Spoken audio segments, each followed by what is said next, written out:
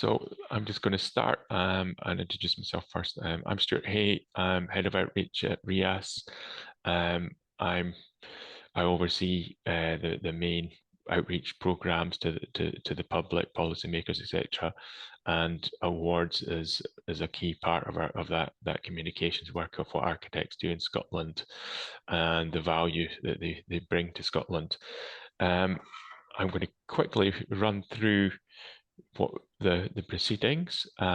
First up, I'm going to introduce Richard from VELUX, who is a sponsor of the special category for architectural heritage, and then we'll get straight on to the main session with Garth from MLA. I first want to start with a little bit about the background to this. These seminars celebrate our special category award winners, so they're special buildings in terms of what the judges found. The judges we had this year was Jessim Al-Jawad, Anne Nisbet and Caroline Greer and Craig Hamilton, and they shortlisted 21 buildings. Of them, there was 11 winners, and there were 7 special category winners. Each of them we hope will become one of these sessions. So this is the 4th of the series, and you can see the other ones, the other 3, all they're up on our website or our YouTube channel, so look out for them. But this week, I'm delighted to be joined by Garth Fitzsimons from MLA, who will give an insight into Rosebank Distillery. So we've got a very Scottish type of architecture to discuss today, and also to Richard from VELUX, because it wouldn't be possible to run our awards without our sponsors and partners. Just a reminder that we will be recording this session, so if you need to nip away, you'll be able to catch up. We look forward to questions. That's what the sessions are about. They're educational. It's a really important opportunity to get under the surface of a project and find out firsthand what went on. So please ask questions. So I'm going to, without further ado, I'm going to hand over to Richard, who's going to say a little about VELUX. Thank you very much indeed, Stuart, and good afternoon, and thank you for everybody joining us and allowing for a brief overview. As Stuart said, my name is Richard Williams. I'm the Senior Architectural Development Manager at VELUX. I've been with them for some 31 years. My previous background was actually your side of the table when there was rotary pens, razor blades and tracing paper, but that's a different world altogether. I think why it was important to ourselves to support this fantastic competition award, a couple of years ago, VELUX, we launched a new heritage range, and whilst we already had a conservation range, which is still available, it was clear that a new, slimmer framed, more traditional offering was required in certain areas, especially in the retrofit area of construction.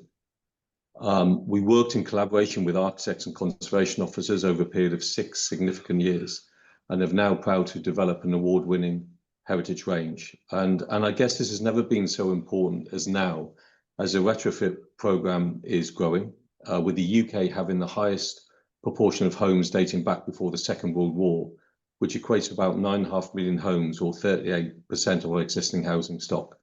So therefore, we need to be respectful of the past, yet mindful of the future.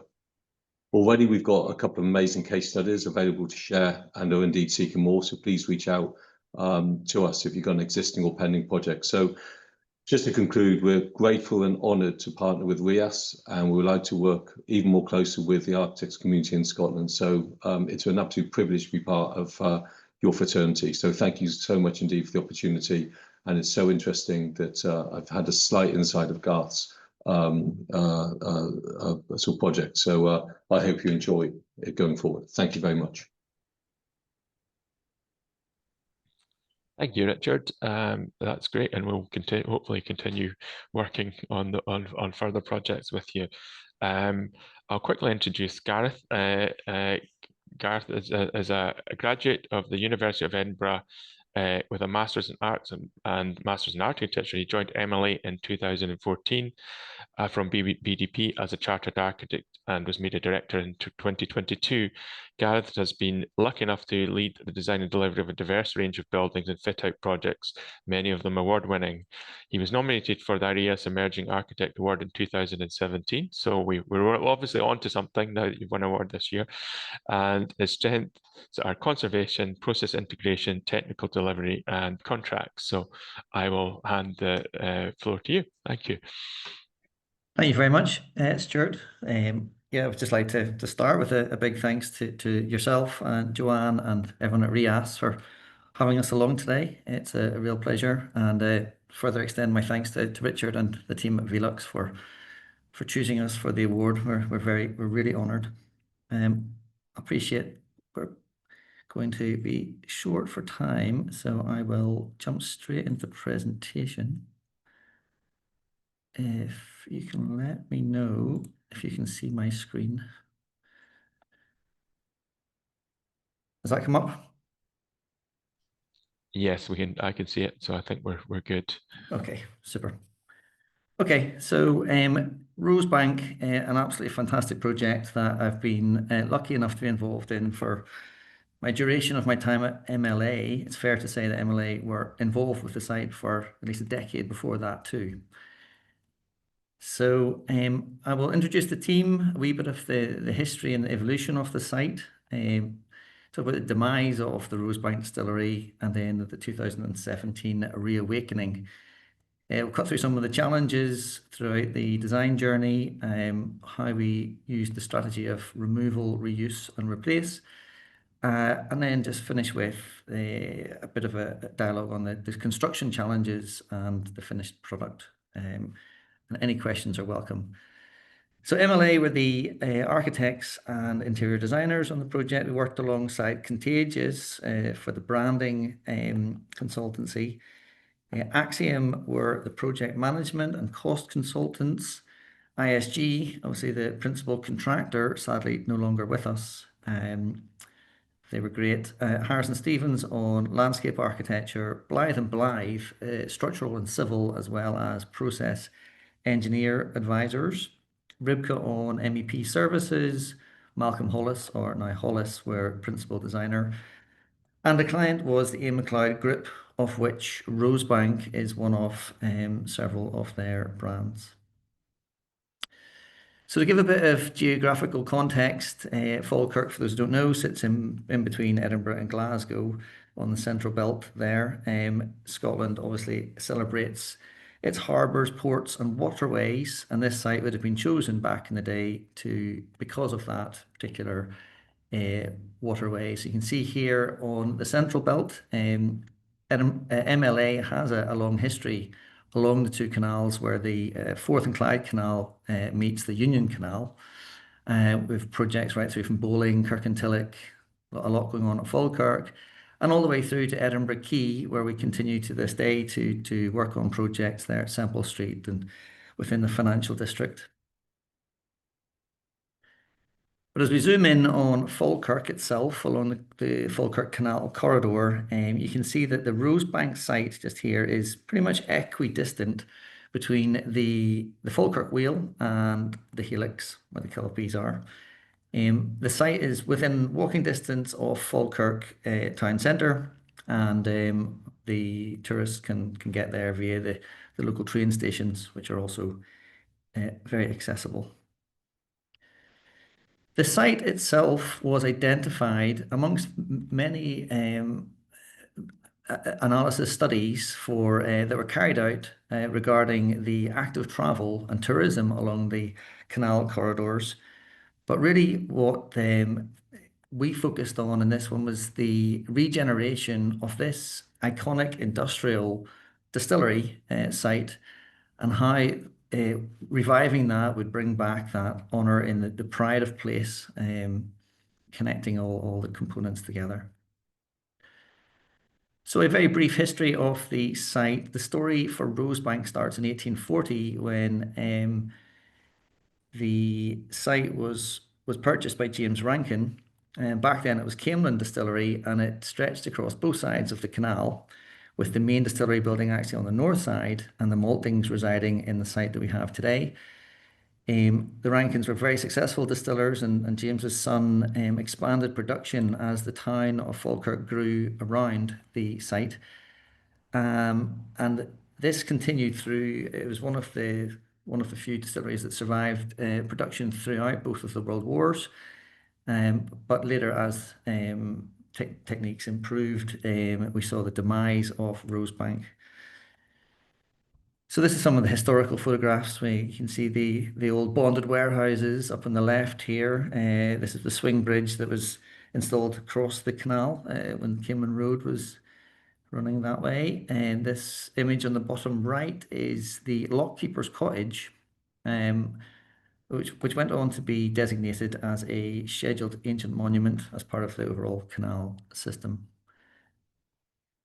You can see the evolution of the buildings for the distillery. So again, you know, the small distillery buildings was mainly maltings, with the main distillery across on the north side of the canal. As the production increased, the Rankins moved all of that production down into the site that we have today, and they built new maltings to the north. Down the line, then in the 40s, some of these buildings became redundant, including the cooperage and the filling stores and some of the warehouses that you see in the brown here. And that's pretty much how the site remained from the 40s through until this project began. So you can see these are just aerial shots taken throughout the various years, but the site pretty much stayed as it was. Unfortunately, though, in the late 80s, Rosebank met a few challenges with the increased price of production, particularly for the smaller distilleries, and also with European legislation that came in. There was a requirement to upgrade the effluent treatment plant, which would have been extremely costly, and that all coupled together with a general downturn in the blended whiskey market. It saw the owners, United Distillers, or laterally Diageo, faced with the tough decision to keep one of their two prime distilleries here, that was Rosebank or Glenkinchie, to keep one of the two running and to mothball the other. Unfortunately, Rosebank drew the short straw. They just deemed that the industrial site was too limited for future expansion and for tourism. So there's Glenkinchie. There's another MLA project that we added the visitor centre upgrades in there recently. But in 1993, sadly, Rosebank closed its doors for the last time, and Diageo sold the site on to British Waterways, who became Scottish Canals. And as the years went by with the dormant site, the inevitable deterioration happened, and Rosebank fell into an advanced state of disrepair. Thieves would come in to steal the likes of the lead off the roof, the slates, the metalwork. There was even a fairly audacious theft of the three iconic copper stills from inside, as well as other copper pieces like the mash tun lid. Vandals continued to hamper the building, and that led to infestation, general deterioration, and the leakage of some contaminants. So the project then was deemed as a significant structural risk and eventually was added to the Buildings at Risk register. Scottish Canals, however, though, did understand the importance of integrating the visitor experience and the branding back into the distilleries to make this site work. And so MLA were involved throughout the years in trying different schemes to try and bring this distillery back to life. And this is one of the schemes here you can see where the distillation was all shifted into the bonded warehouses, linking directly to the canals. And there was the addition of modern interventions into these existing buildings. But ultimately, because the spaces had evolved in the way that they had, it was difficult to get this scheme to stack up financially. And it didn't go anywhere. There's one of the visualizations, really trying our best to connect the canal tourism back into the site. We tried a number of other schemes. On the top right here was a brewery scheme, Aaron Brewers. There was also a mixture of residential schemes, commercial offices. We tried everything. There was even a proposal to flatten the site and start again. So it didn't seem the future wasn't great for Rosebank as a site. But in 2016, the founder of Ian McLeod, Leonard Russell, happened to be driving past the site, and he saw the potential in this site and made some inquiries. So they discovered that there was a 25-year covenant, an embargo on actually producing any further whiskey on the site from the date that Diageo sold the site to Scottish Canals, and that 93 to 2018, if I do my maths, the 25-year embargo was soon to be lifted. So we were approached again to have another look at this with Ian McLeod's and see if we could bring the project back to life. So coming back to it, you can see here that the project really had been fallen into an advanced, even more advanced state of disrepair. The vegetation and vandalism had taken its toll. But we also saw real beauty in the space. A lot of the original equipment was retained there. This one on the bottom right is the old mill that you'll see has been retained and brought back into the site. But it was some really fantastic spaces across the production sites. This is the warehouse site. Again, we'd carried out periodic emergency repair contracts on the building. So on the whole, the buildings have been weather tight, just with the, as I say, the theft of the rainwater goods. There had been some water ingress and a bit of dry rot, but ultimately the buildings were in good nick. This is an example of the condition surveys that we carried out throughout the years, and it really was very detailed. We itemised every element of the building to see what needed emergency repairs and what could be put into a maintenance programme. There was a lot of surveying required on this site, to be fair, as well as the measured 3D laser survey and the condition surveys. We had a lot of contamination. There was underlying coal mining. The ecologist had his work cut out down the canal side, and we had areas of asbestos and a number of archaeological studies to contend with. Contagious worked closely with the client and ourselves to record and schedule all the artifacts that were within the building that were to be retained before any demolition or replacement works could be carried out.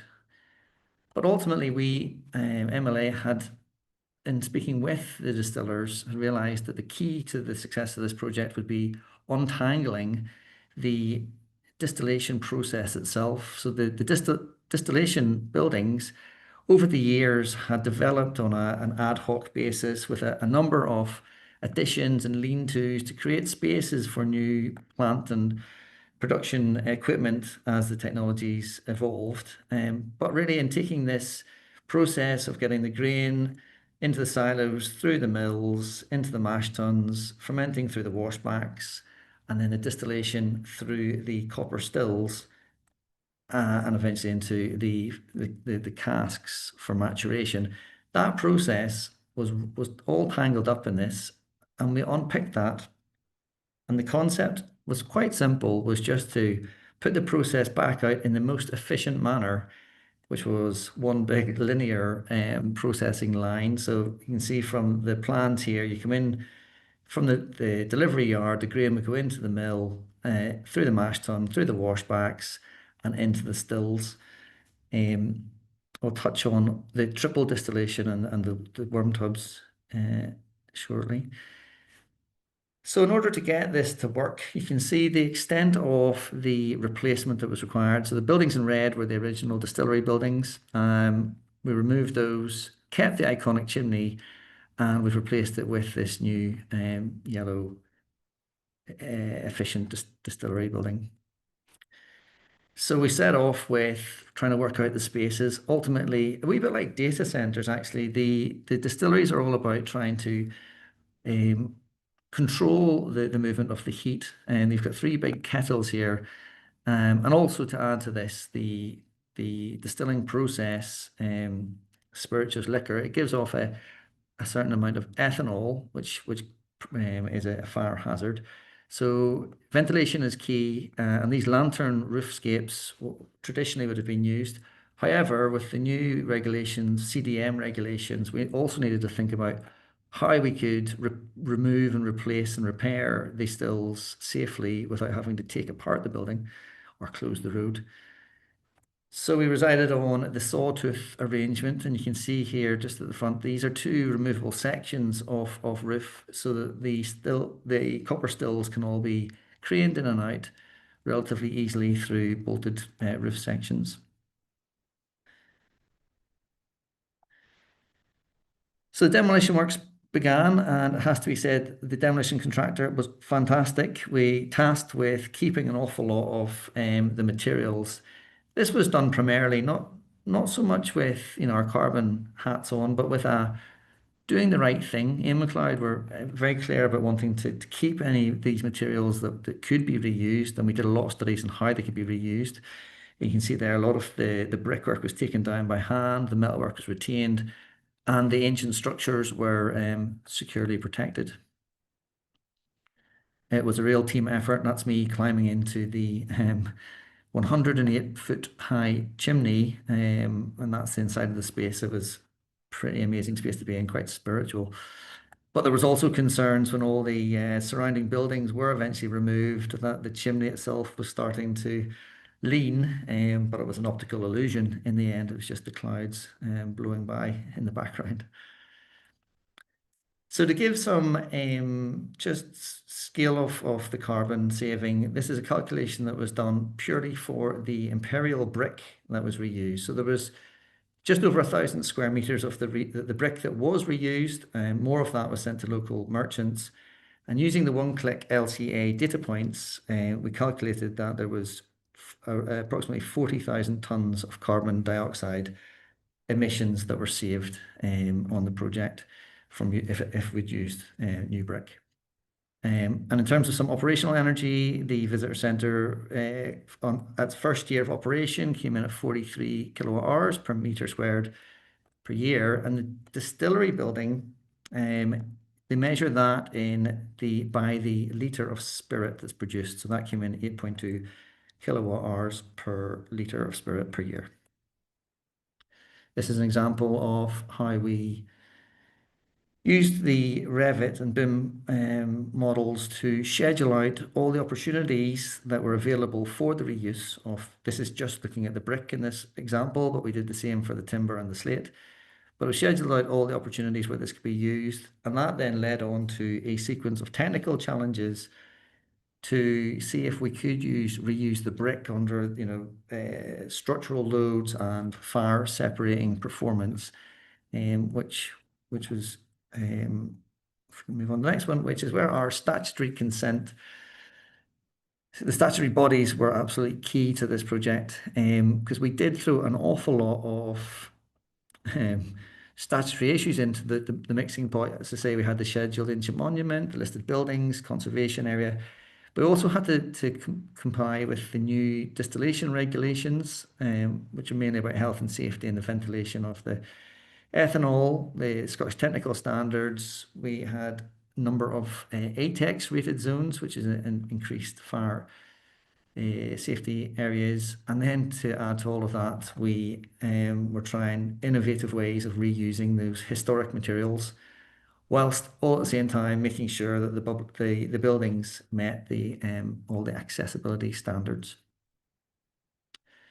We also used the BIM models. Now, remembering that this was designed throughout the pandemic, so a lot of this was done from the spare bedrooms or the garden sheds, but we were able to bring the client along the journey of exploring what could be done with these existing spaces. So this is a new maturation hall, and this is a link that takes you through to the maturation hall. But really, I'd say you have to visit the building to get the real value of these spaces. It's all about the sensory. You move from the smells and the heat and the light to all different conditions in these spaces, but certainly it helped the client to recognize what they were going to get.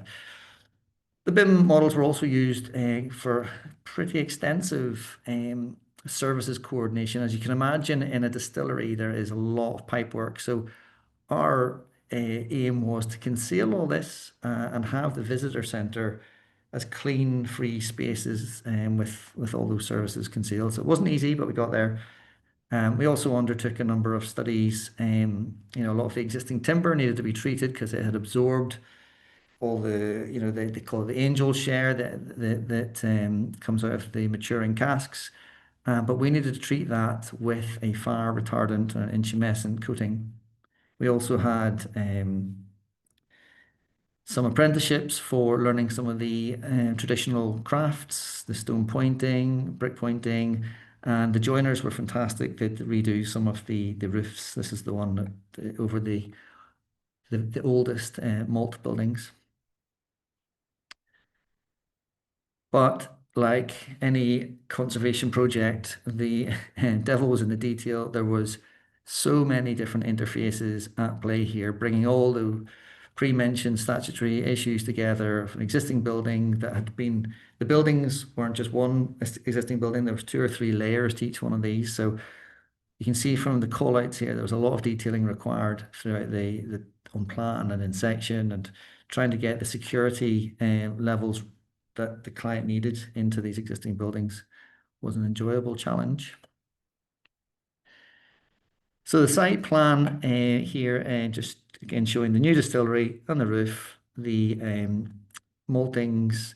We actually had a partial collapse of the original warehouse buildings during the down-taking works. It had been registered as the building at risk, and it was this one corner that gave way. So that enabled the new maturation hall to be redesigned as a more secure structure. And the landscape architects were able to bring in biodiversity where they could around the site. There's a wild meadow that's been planted just out the front in the canal toolpath.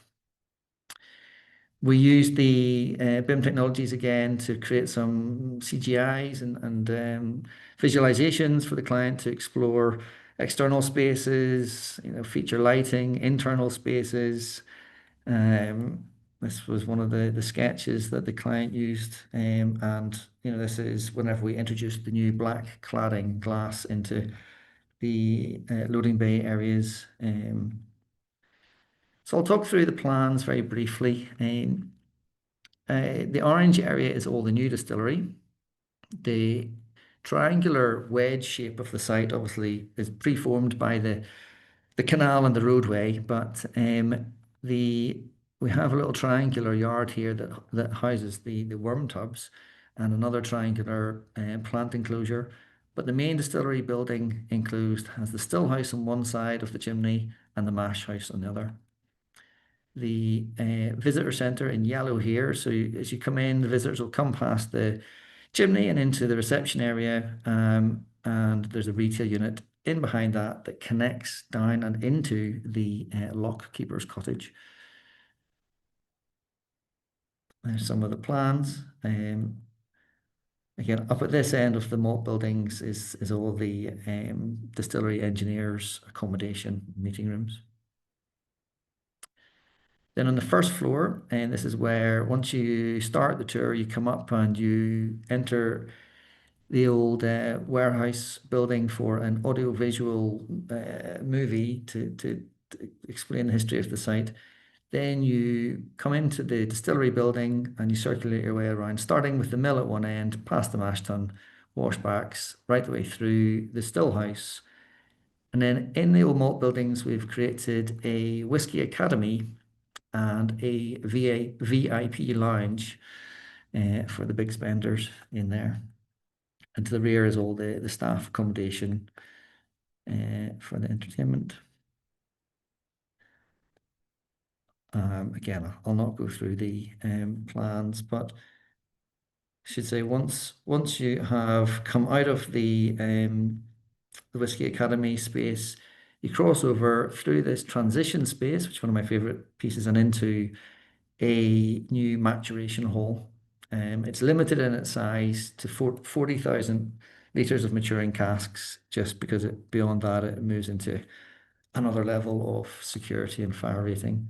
You circulate your way down through that space, and then we have a number of larger tasting rooms and smaller tasting rooms. where as groups you can go and enjoy a sample dram at the end of the tour before returning into the retail unit. There's some additional spaces up at level 2. And then you can see from here how it all comes together. These are some of the shots at night time. I should say also, I forgot to mention the materiality. It's very much the copper, the glass, the black metal, and the masonry, the brick and the stone. It's a simple palette, but what we've really tried to do is create this big shopfront window to celebrate the iconic stills and the worm tubs, and have that visual connection back to the community so that they can share in this successful project. Oh. So the project opened in June last year. It was a great opening event. And I'll just run through some of the photographs. That's me really done, but this is the final product. So this is how we've had the distillery. You can see the inside of some of the spaces have been inhabited by the birds and rodents, but the equipment itself, albeit superficially damaged, was in great condition. The warehouse, once built to hold a lot of these casks, sat empty and redundant. The downtakings team, as I say, fantastic with the JCBs, the guy that drives this deserves an award. He could pick up a pole with these huge big claws. And then this is once the demolition of the warehouse was underway, just to stabilize everything, make sure there was no further collapse.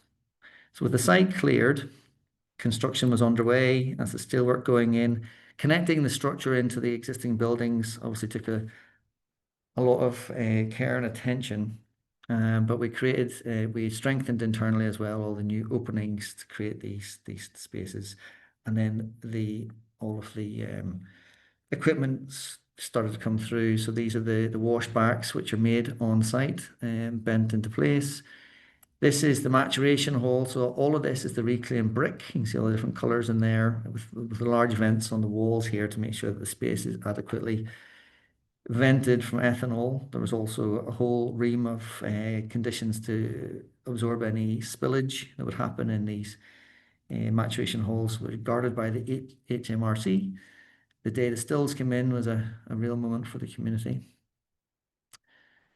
And the final product, you can see the merger between the traditional materials and the new linkage between all the buildings.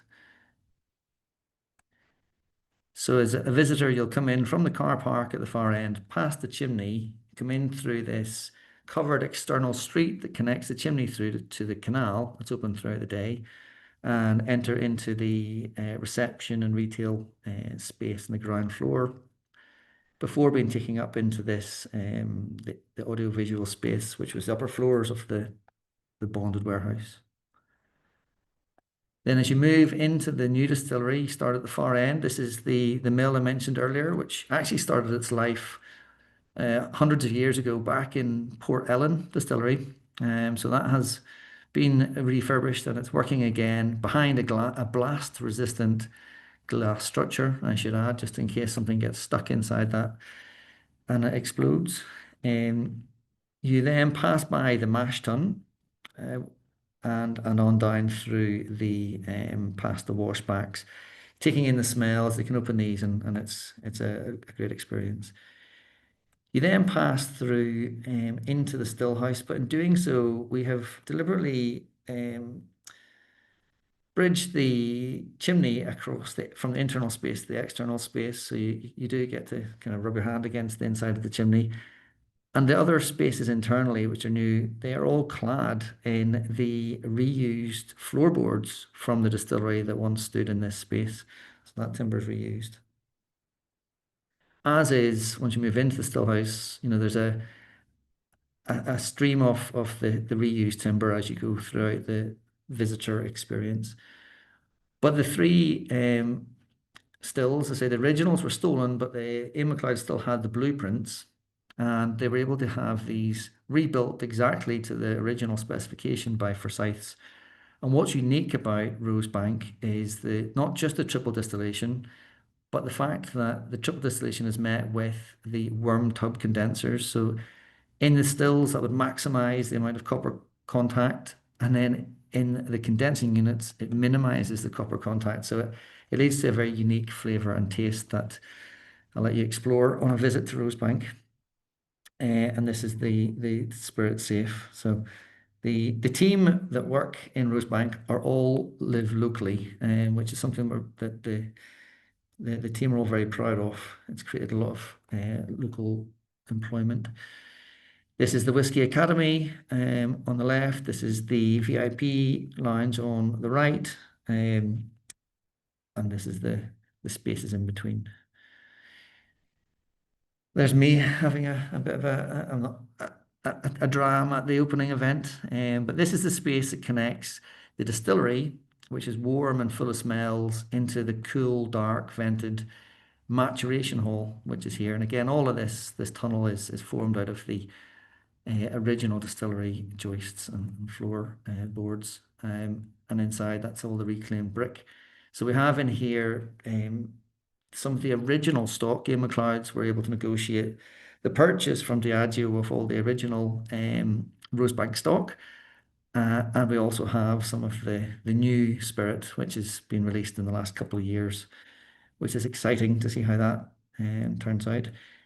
And again, with the tasting rooms, these are all the reclaimed bricks. The timber across the back here is the old floor beams.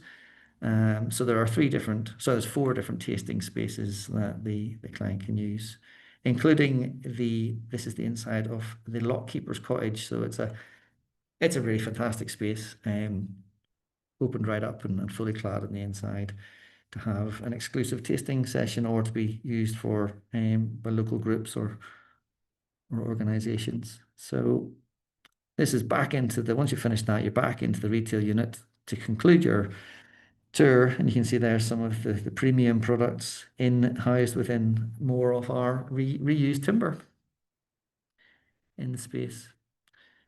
So hopefully that wasn't too fast, but that's me.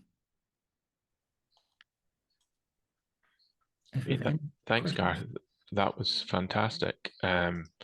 Great building, and great to see how it all comes together, because it's a very complicated project. And I suppose I'm interested in the whiskey industry as a client, and they're obviously investing in design and vernacular in a way, because ultimately making whiskey, you can do it in a shed and a big industrial, and some people do, but this is obviously a big commitment and a long-term commitment that the client makes. So maybe comment a little bit about the client and their commitment to the project. Yes, absolutely. And yeah, I should have mentioned this. I mean, behind any project like this, you have to have a good client. And that was key to this project. The number of challenges from the outset that were thrown at the team and the client's team to get this project to work. There was times when I'd say a lot of clients would have just put the brakes on the project, but I think it was important for RIAS MacLeod's. They were able to, because of their reputation, they're one of the few distillers who were able to actually negotiate getting the branding rights of Rosebank from Diageo. They wouldn't have entrusted that on every distiller, but Russell Leonard and his family were able to get that. And they also, I suppose, the funding stream didn't come from the government or the Heritage Lottery Fund. It all came from within the Ian MacLeod Distillers business. So they put their own money behind all of this, and they were great in terms of the distilling industry. I always find that they're all a good bunch. They're all honest, and we were able to get over hurdles, which would have, as I say, would have really hit hard with some of the commercial developers. We worked around these, and it was a team effort. Again, they procured the design team well, and had the right advice at the right time. And we worked collectively as a team, and that includes the contractor, client, and design team throughout the project. So again, a huge thanks to Ian MacLeod Distillers for they were a pleasure to work with, and it's their experience up at Glengoyne which really helped to get us as a team over some of the hurdles here. They also simultaneously were running the new Edinburgh Gin headquarters in Edinburgh, just behind Waverley Inn on East Market Street. And again, we were able to bounce kind of issues off various team members and members within the client's body. I'm not noting any questions yet, so I'm going to keep asking questions. So I'm hoping people will, with a lot more. I'm not an architect, so I'm looking for architectural insight in the questions. You'll get my questions in the interim. But my first one is, we can be we can be a wee bit hard on the planners sometimes, because they don't always play ball. But I believe you're saying that you really had a good working relationship with the heritage bodies and the local planners and building controls, which is great to hear. So you want to say a little bit about that? Absolutely. Yes, there's not been a project I've worked on like this where, collectively it was we all pushed in the same direction. Planning, of course, went through, a lot of work and community consultations. This is very much a project for the community, but the planning authorities understood the importance of this as part of the wider canal master plan and regeneration. And I would like to I suppose there's some people in the process I'd like to thank personally, John Millen and Donald Campbell in Falkirk Council Planning. They were great, very approachable throughout the project. And again, when we did have issues, which comes up on conservation projects, they were very willing to help us to get through those. Similarly with Historic Environment Scotland, bit of a shout out for Tom Russell, who, again, was very hands-on. He came along to site a lot. We had a lot of good discussions about the best way to approach various issues. And similarly, speaking of issues with building control, I'm not sure that they'll have had a project like this throwing so much into the mix against the Scottish Technical Handbook. But the Craig Ogg and Colin Sturrock from Falkirk Building Standards deserve a lot of credit for their approach to how we got through this project. But there was a lot of different statutory consultees involved in this. I mentioned a few in the surveys, but there's all the transport issues, all of the let's say there was the coal mining, there's urban design panel, there's so many different parties, and also the local residents. That was something that, if there was a new residential block that had been created right next to the site, the maltings, and this was a large project that was going to be bringing a distillery back into place. So input from the local community was key to this, and it was something. The dialogue was great. They had a neighbours group with representatives, and ourselves, the client, and the contractor maintained regular contact with that group just to keep them informed of upcoming works and so on, and reassurance on, I suppose, the likes of the transportation and parking issues. There was subsequently a follow-up contract where we've built a new car park adjacent to the site as well, just to make sure that the local spaces weren't all filled with visitors, and that includes a coach parking to take the tours from Glasgow and from Edinburgh. So no, there's too many people to name on this, but certainly the statutory consultees were fantastic. That's good to hear. I mean, I think this is a really good project to show what can be done in Scotland, and it's very. I think you could say it's a Scottish building. Just don't know because it's a distillery or because were you mindful in terms of you weren't starting from a blank slate, but you had these modern functions to do, but it was quite a design challenge. How did you look at that and get that blend right? Was there quite a lot of iterations?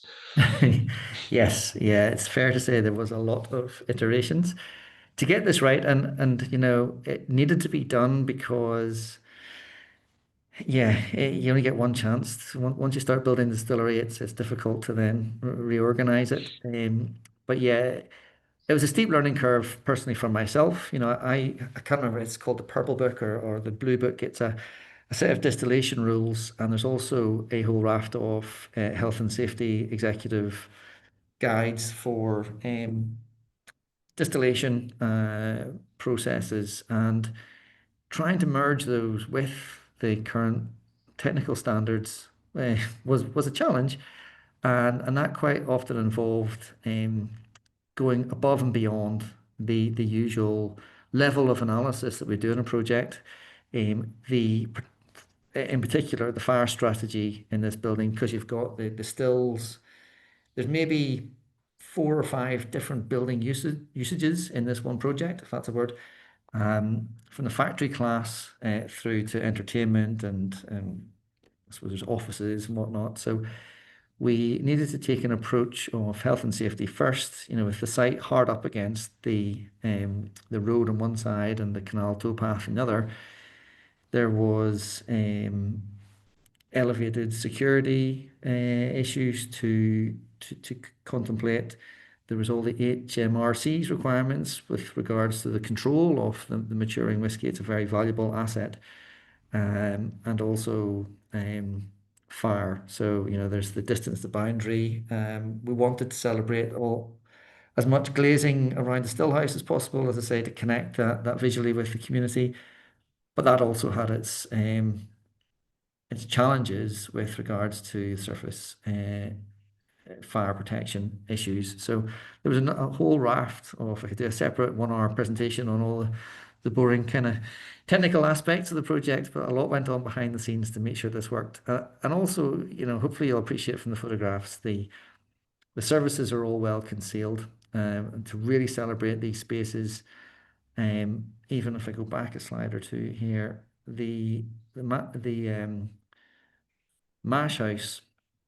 This is something you'll not see in many distilleries, but all the services get tucked down and into the gubbins, as we called it, the working floor underneath the building, and that all comes up just in key areas in the building. So we worked very hard with Allen Associates and Ian McLeod and Forsyth to make sure that all these distilling processes could be looked at in a fresh perspective to see if we could do it in a nice clean manner whilst introducing the original materials. So probably a bit of a headache to most of the process consultants, but that and going back to the iterations, you know, we tried 2 steps forward, 1 step back, 2 steps forward, 1 step back. It was a real project of back and forth, but I think we've accomplished that in the background, and it does have a built-in level of flexibility as well into the design, so that it can be expanded in the future. And just coming back to the overall design language, that the distilleries come in all sorts of different forms and things, and I think there's a kind of assumption about what a distillery looked like. They're very, you know, Victorian, but you've obviously been very faithful to the lowland industrial tradition in this building. You know, they've not none of the sort of Highland stuff's creeped in. You've kept it very honest. How was that easy, or was the client on board with that? How did that discussion work? Yeah, I suppose, I mean, this wasn't our first distillery. We had recently completed Glenkinchie in East Lothian with Diageo, and you know, before that there was a number of others, including the Hendrick's Gin Palace. So we had done a lot of research into what materials work in the distilling and maturation settings, and something that kind of does crop up in every project is the the angels share that release of the ethanol from the casks and the processing equipment.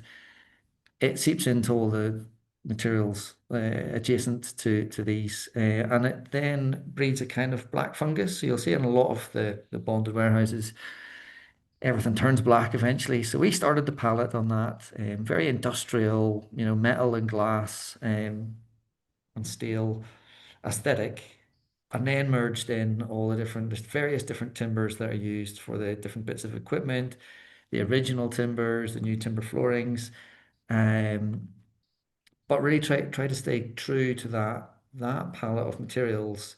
That then by doing that highlighted and celebrated the areas that we had kept, the original stonework, and we worked very closely with a real character who I'm sure a lot of you will have met, Bob Heath. He is the stone expert, or was the stone expert in Scotland at the time. So had great days on site with Bob, going through what was the best approach to do with the I suppose refurbishing the original stone and making repairs where necessary. But with all of that stone, everything that was taken down as part of the original works was stored, and all the stone was reused again. And that was something that was a great experience as well, to kind of, I say, get the apprentices on board, get the local craftsmen to share their knowledge and skills on how to put this all back together again using those traditional skills and specifications. We do have a question, which, yes, this is an interesting one for you. Was there consideration at the beginning to retain the existing distillery, which you showed up in red in your diagram? What were the reasons for its demolition? Appreciate the reuse element integrated into the new build and think it's fantastic.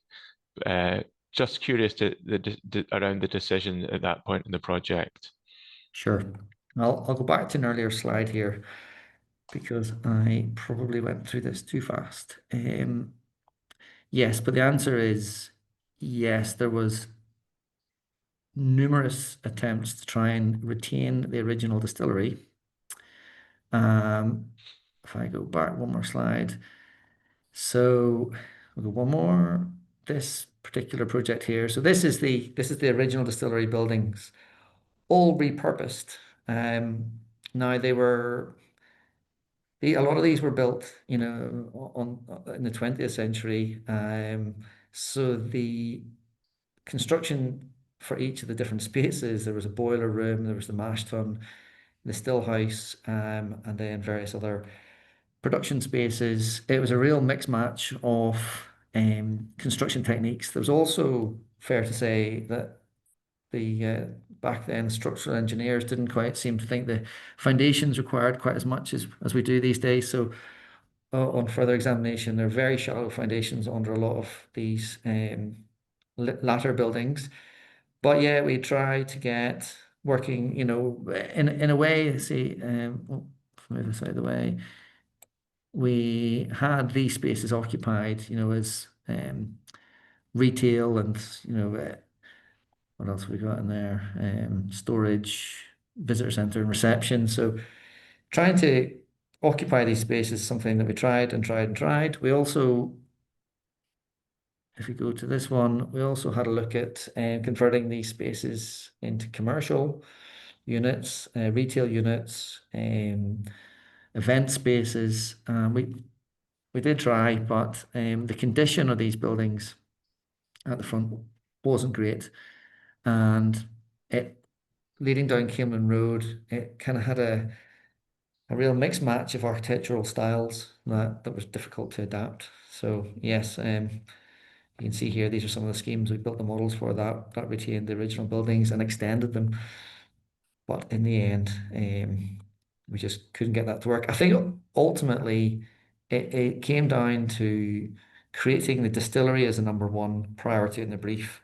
And in order to do that, the space around each of those distilling components, each of the bits of the distilling plant, the space required to work safely around those had increased vastly from when this distillery was originally built. So it just couldn't get it to work again as a distillery, couldn't get it to work really, didn't suit the other functions. So yeah, I think in the long run, actually replacing these buildings was the right thing to do, if I'm honest. Okay, thanks for that. I think I think the balance of retaining what you did and having that thread, you can tell that it's been there for a while, but it's a modern building that really respects its setting, and is integrated. How difficult was it? You've got all these materials on site.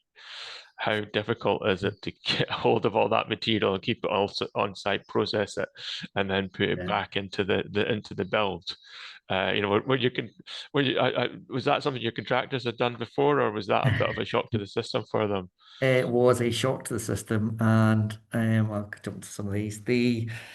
If the truth be told, there was a lot of theft. I think some of the locals or thieves recognized the value of the reclaimed materials, and we did have a lot of the slate, a lot of the timber exited stage left whenever it was kept in storage. The contractor was able to track a lot of that down, but it's a difficult thing to contain. The equipment was all taken away. That's been put in safe storage elsewhere. But really, we were trying to keep the reused materials on site. The likes of the brick, there was a team, a squad there who were working through, sifting through these bricks to clean them up and to see what was able to be reused.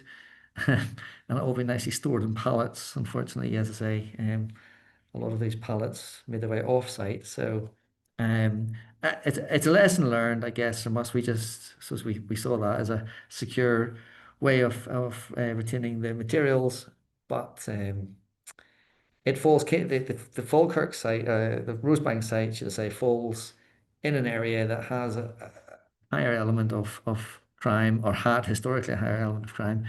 So the security of the components of this is something that was a bit of an oversight on our behalf. But as I say, we did get them back, pretty much all the materials. And the other aspect, the challenge for the team was in working with these materials. One was, say getting the structural engineer behind the compressive strength of some of the bricks. We had the fire ratings that were inherent fire ratings in those, and also with the timber. The sawmills were, I suppose, reluctant to take the contaminated timber just for that purpose, but also they were filled with nails and screws and whatnot. So it was only through careful workmanship that we were able to reuse a lot of these materials. Ideally, like it would all stay in situ, which we've done with the bonded warehouses that have stayed. But as you can see, the reuse for the ceilings and the claddings, that took a wee bit of care and attention just to cut that up and bring it back and reuse it for the purpose it is today. But I think that's been a huge success. And again, I would hope that everyone here will take the chance to go and see the distillery in person and feel and touch these materials. That was great. I'm going to start to wrap things up now. I think that was really comprehensive. So thank you very much. That's a perfect and detailed session. I've learned a lot, and I feel quite inspired that we can do these things in Scotland, because there's a lot of talk about reuse, and it's not easy. And you've pulled it off in a circuitous manner, it sounds like, in terms of interactions with locals, but we'll put that to one side. Yeah. Okay, so thank you very much for that. The only thing that was missing in that presentation is you couldn't smell it. So I think to really understand this building, this is a building you have to sniff. So I would recommend to everybody they get along, and I assume you can just go along as a visitor attraction. So that's a great thing about this one.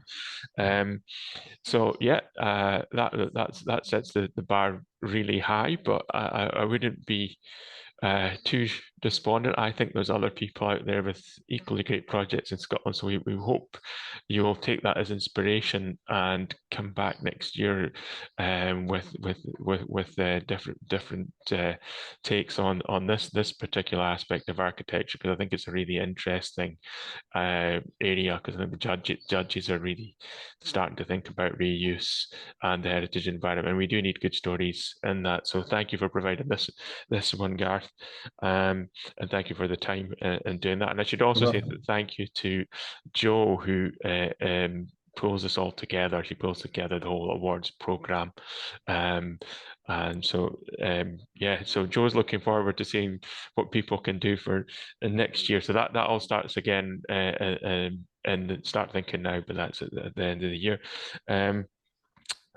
Further inspiration will come next week, and a totally new building, and Passive House School. So I hope people will turn up for that next week. That's a project by Archetype and Luth Services that supported that, and they'll be both coming along to speak about that one. So I just would like to thank Garth again. I'd like to thank VELUX. Our partners are really important in terms of making this program hang together. And I'd like to thank the audience for giving it your time today. I'm sorry we can't serve whiskey at these types of virtual events. I think that would have just made it perfect. But as I say, you can come along and hopefully be inspired to go and see this building. I think it would be well worth the trip. So thank you to everyone. Thank you, Stuart.